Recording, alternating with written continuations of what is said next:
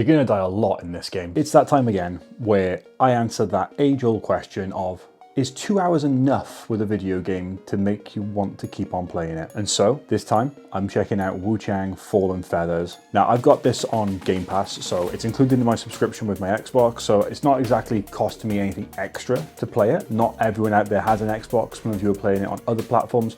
So I kind of want to give you my impression on the first 2 hours of it, and if I think it's got enough sticking power to make me want to keep on playing it. What is Wuchang Fallen Feathers? So Wuchang Fallen Feathers is a Souls-like action RPG game, I guess is the best way of describing it. It has all the usual Souls-like tropes, such as resetting all the enemies when you rest up at like the shrines or rest points or whatever you want to call them in the games. The fact that you have like a button dedicated to using items which will then deplete and you have to rest to get that item refreshed. Stat points that you put into different abilities and things like that. You know what we mean here, okay? We're talking games like Demon Souls, Dark Souls, Elden Ring, just to name a few. Now, if you know me, and I'm sorry if you do, you'll know that I loved Elden Ring. Like, I absolutely loved playing that game. I think I've mentioned before that I've finished it like 4 or 5 times. I think 4 times, and then I also did the Shadow of the Erdtree DLC for it. So I loved that game. It's hard if you're not used to Souls-like, because I was not used to Souls-like before that game, but I loved it nonetheless. And it gave me a really big appreciation for the genre, which is why I started to play Wuchang as well.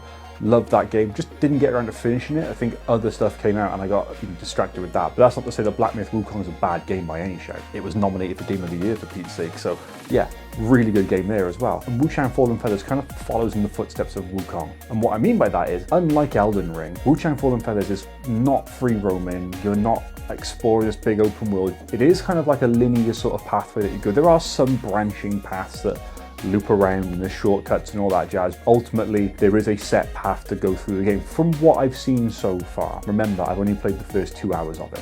And I literally only played the first 2 hours of it. I haven't played any more than that. But also like Black Myth Wukong, this game is steeped in ancient Chinese and Eastern mythology. And it's really cool to see stuff taking on this angle because you don't normally see it in games. And it's really fun, really cool stuff in there. What I will say though is I am not pronouncing any names in this aside from the name of the game because I would butcher them horribly. And I do not want to do anyone a disservice here, okay? Let's talk about how the game actually performs first before we get too far into it, okay? One of the things I had to do straight away when I started playing was bump up the volume of the voices in the game because they were quite quiet. So in the normal mix, you may find them a little bit drowned out with everything else. But that said, the music, the atmosphere, the way the enemies speak, it's so cool. It feels so good. It's a really, really fun like atmosphere and like experience that you get with all the audio stuff. Really big fan of what they've done with that. And visually, it's good. By no means is this going to be blowing anyone's socks off.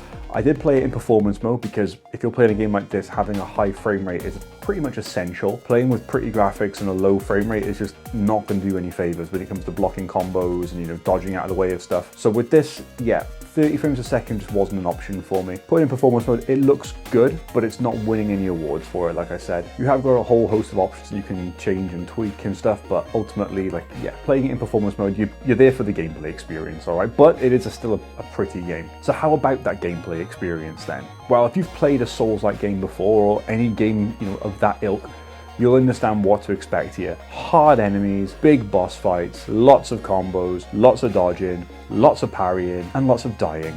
So much dying. One of the things that I did in this game more than anything was die. And that was only in 2 hours. I think I saw like the "you've died" screen like more than I wanted to, more than I thought I was gonna see. And I knew I was gonna see it a lot. And that's where one of my frustrations came in with how easy it was to die. And I don't mean in fights. I get it. If I'm getting slapped about by someone, I'm gonna lose and I'm gonna get killed. That I understand. Environmentally though, you could fall like 3 foot and it would take a chunk of your health off. You couldn't step foot in water. So all of this stuff just kind of made me go, why? It doesn't make any sense to me. Because the amount of times that I pressed the wrong button and I rolled over the edge of a cliff or fell off a cliff or did something stupid was too many to count. It was kind of what I expected with the game not being like forgiving. But even still, combat in the game is split up between a few different mechanics that you have. So you have the ability to do a light attack, a heavy attack, then you've got like special abilities on the other triggers, and then you've got spells and another button, and you've got throwable weapons as well. There's a lot of things you can do. You can dodge, and if you dodge at the right time, you build up like a stamina point, which you can then use to get a more powerful attack off. It's so good that the combat system felt so much fun, and you can customize the weapons as well. So each sort of class of weapon, or each weapon, it seemed like had its own sort of different two abilities you could have attached to it, and you could chop and change them with the appropriate ones that were available for you. And yeah, you could really have a really in-depth combat experience. It was really fun. I really enjoyed it, and it was really rewarding, especially when you figure out the combos. I ended my 2-hour playthrough by beating like the first proper big boss, and I loved it.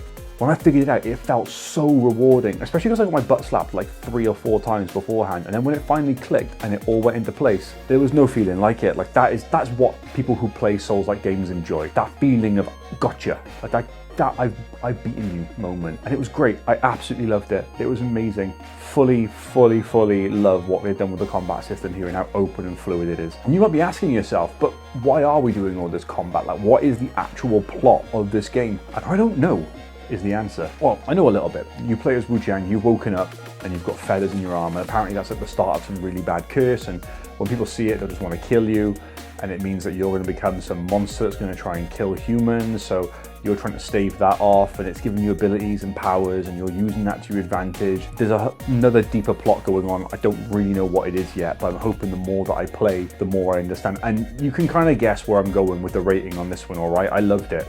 Okay, I thought it was really fun. I've been excited for this game for a while, and I really enjoyed it. But let's get back to it, okay? When you get to the shrines, you do a blood offering, which is pretty dark and pretty cool. And after that, you can then obviously do your rest up, where you get your health back, you get your mana pots regen, and then everything comes back to life and you start afresh.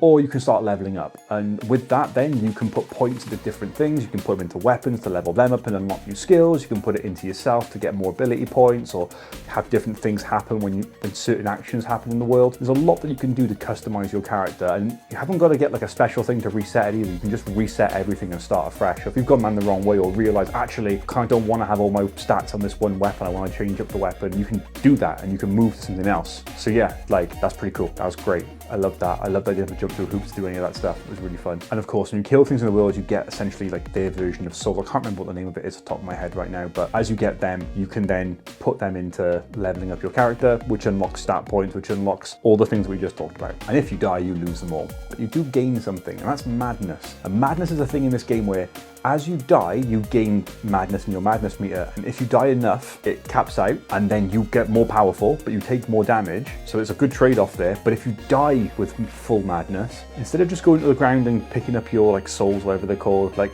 the next time round, there's a demon that you have to beat, and they're really hard. I love that mechanic. Now you also build up your madness meter by killing like humanoid enemies, I think it said, and you drop it by killing like non-human enemies. So that's nice as well, that there's a bit of a sort of strategy involved with who you fight and everything. Love that. But yeah, it's a nice twist on the whole sort of I'm gonna go back and get what I left like mechanic. It was really good. I really liked that. It was a bit of a surprise. Wasn't sure how it was going to work, but I dug it. I really did dig it. But look, there's not really much more I can say about the first 2 hours of this game. I really liked it. If you are a fan of Souls-like games, I would encourage you 100% to go out and pick it up and play it. It gets my backing for that. If you're not a fan of Souls-like, I don't know if this is going to be the game to bring you into it. I would always recommend Elden Ring to someone like that, just because Elden Ring has just done so much for the genre. If you have it on Game Pass, you aren't going to regret putting it on your console. If you have got a subscription service or you get it somewhere else, I don't know if it's on anything else, it's really fun. And I am really looking forward to putting some more time into it, getting some more out of it, and just falling into that world of Wuchang. Who knows? After 5-6 hours, I might get bored, but I can't see that happening just yet. The whole point of these videos I do where I play the first 2 hours is that Steam says 2 hours is the maximum you can play before you can get a refund. So I want to see if 2 hours is enough to keep the game, and I would keep the game if I paid for it. I love it. I think it's really fun. I think you'll enjoy it too if you like that genre of game. Yeah, I can't fault it.